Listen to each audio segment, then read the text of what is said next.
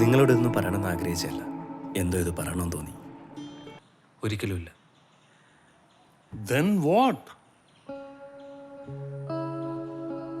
വിശ്വാസം നഷ്ടപ്പെടുത്താതിരിക്കുക.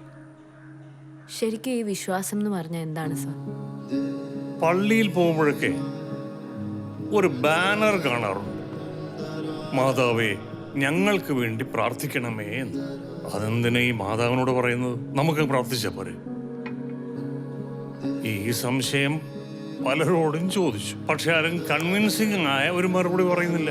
എങ്ങനെ ഉത്തരം കിട്ടാനാ? അതുപോലത്തെ ചോദ്യങ്ങളല്ലേ ചോദിക്കുന്നത്.